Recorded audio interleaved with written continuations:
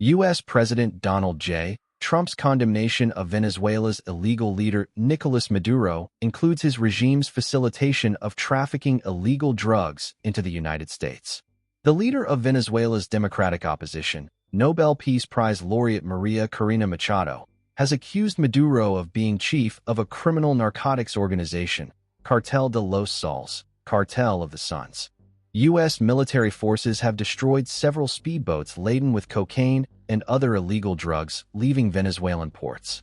Perhaps more significant to U.S. strategic interests is Maduro's cooperation with an anti-American alliance of autocracies, including Russia, Cuba, China, and Iran. The U.S. has deployed military aircraft and a fleet of 22 warships to the area, to which Russian President Vladimir Putin has responded by signal and its willingness to supply Venezuela with advanced hypersonic missiles, including the nuclear-capable Orshnik. Maduro's regime is also alleged to have helped arm a terrorist faction of the Colombia-based Marxist terrorist group, the Revolutionary Armed Forces of Colombia, FARC, in its decades-long campaign to overthrow Colombia's government. Venezuela's regime also reportedly has ties to Hezbollah drug trafficking organizations, which have cells in Venezuela and Colombia. Iran's regime, both before and after a number of visits to Venezuela, delivered military drones to Venezuela and has been strengthening Venezuela's military, thereby enabling Venezuela to threaten its neighbors, including Guyana, Trinidad, and Colombia, as well as the U.S. Iranian and Russian military advisors have directed military drills on land and in the seas adjacent to Venezuela. Iran's Islamic Revolutionary Guard Corps, IRGC, has delivered several high-speed missile attack boats to Venezuela. Iran and Venezuela also long ago established an air bridge between Tehran and Caracas. The flights are manned by Iranian crews and enable both countries to maintain secrecy in the global transport of weapons and terrorist operatives. In 2022, IRGC-linked aircraft flew several missions carrying only Iranian and Venezuelan nationals. One aircraft was a formerly Iranian-owned Boeing 747 with no cargo aboard. During Maduro's visit to Iran in 2022, the two countries signed a cooperation treaty, which includes agreements on science and technology, as well as deals on agriculture, communications, culture, and tourism. The Maduro regime has been so welcoming to Iranian intelligence agents that some of Hezbollah's long-established Latin American network at the tri-border nexus of Brazil, Argentina, and Paraguay has been overtaken by Hezbollah activities on Venezuela's Margarita Island. Venezuela's startling provision of 1 million hectares, roughly 2.5 million acres, nearly 4,000 square miles, of farmland to Iran in 2022 was kept under wraps until Iranian agrarian economist Ali Ravanizadeh disclosed it to the Venezuelan media. The land grant was ostensibly to be used to grow staple crops such as corn and soybeans, allowing water-starved Iran to better feed its population, now in the throes of a crushing drought. Iran's current use of Venezuela, however, here, combined with the IRGC, raises the possibility that Iran and its surrogate terrorist groups such as Hezbollah and Hamas might be using the vast acreage for military and terrorist operations. Iran's alliance with Venezuela most importantly provides Tehran with opportunities to target U.S. interests in Latin America and the southern United States.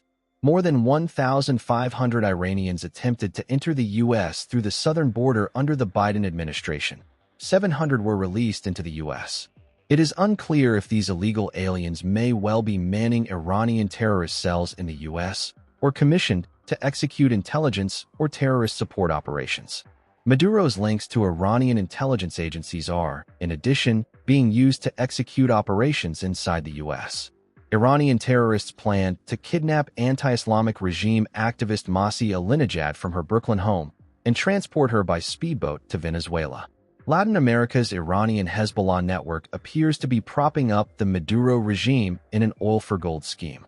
Cuba's role in Venezuela is even more invasive than that of Iran. U.S. sources relate that there are about 15,000 Cubans in Venezuela. Some are counterintelligence officers, whose job is to purge any Venezuelan military officers whose loyalty to Maduro is found suspect. One source claims that Maduro's personal bodyguards are also mostly Cuban. Venezuela reportedly hosts Cuban infantry troops commanded by 2 Cuban generals. Havana has also dispatched to Venezuela doctors, teachers, nurses, and engineers. These Cubans are presumably helping to fill the void left by Venezuela's middle-class professionals who fled abroad.